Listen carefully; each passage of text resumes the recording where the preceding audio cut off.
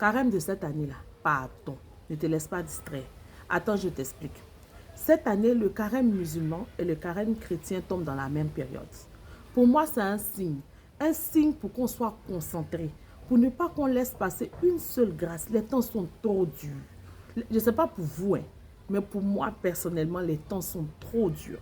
Et donc, dans ma vie d'entrepreneur, dans ma vie de femme spirituelle, dans ma vie de femme de foyer, dans ma vie de maman, dans ma vie, en tout cas, dans tous les compartiments de ma vie, j'ai besoin de recevoir les grâces de ce carême-là. Parce que je sais qu'il y a quelque chose de particulier dedans.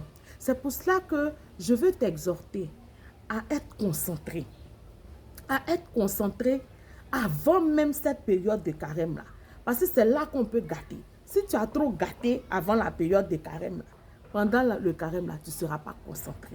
Donc, ce que moi, je veux demander aujourd'hui, ce que je veux t'interpeller à pouvoir faire, à mettre dans ton programme, c'est que tu commences tes méditations dès maintenant pour que Dieu prépare ton cœur, pour que Dieu prépare ton cœur à supporter les épreuves du carême, à supporter tous les obstacles qui vont se mettre devant toi pour t'empêcher de faire ce carême-là, pour que tu puisses triompher au sorti de ce prochain carême. C'est vrai, la Saint-Valentin arrive, mais ce n'est pas là que tu vas prendre toute ton énergie dans cette période avant le carême-là pour appeler quelqu'un pour rentrer dans l'impudicité. Ce n'est pas là que tu vas appeler quelqu'un pour rentrer dans l'infidélité avant le carême. Je t'exhorte, je te demande pardon. Prends sur toi et médite la parole de Dieu. Demande à Dieu de changer ton cœur, de toucher ton cœur pendant cette période de carême-là. Demande à Dieu de changer ta compréhension des choses. Parce que très souvent, on pense que c'est nous qui sommes bons et que les autres ne sont pas bons.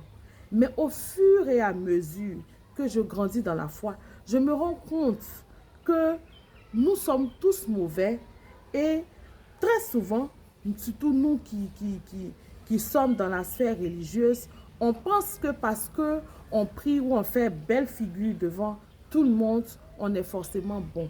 Dans ce temps-là, moi, je demande à Dieu de pouvoir toucher mon cœur, de pouvoir changer ma perception des choses pour qu'il me donne la force de demander pardon à ceux que j'ai offensés, qu'il me donne la force de pouvoir me racheter de tout ce que j'ai pu faire aux personnes autour de moi sans que je le sache.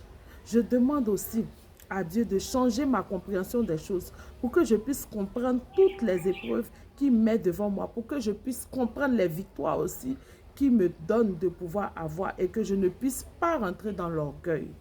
Et la chanson que Dieu m'inspire pour cette période de préparation et cette période de carême-là, c'est la chanson de Marie-Adé. Je veux être comme toi de Marie-Adé. On fredonne cette chanson-là comme ça. À tes pieds, je dépose ma vie, bien qu'elle soit souillée, fais-en ce que tu veux. Change mon cœur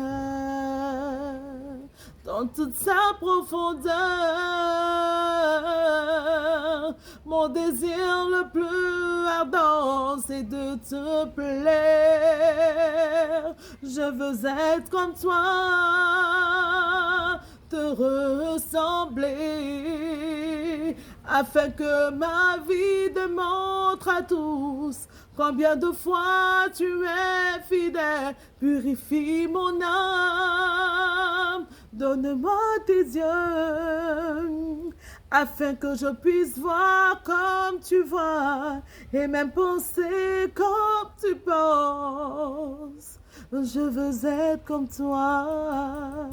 Que Dieu nous donne, pendant cette période de carême, à être comme lui, à penser comme lui, à réfléchir comme lui, à voir comme lui, pour que nous soyons plus tolérants et que nous soyons vraiment des personnes comme le cœur de Dieu le désire. Je suis Armelle Djedje, je suis chantre et je suis aussi entrepreneur. Je fais plein de belles choses dans le milieu créatif.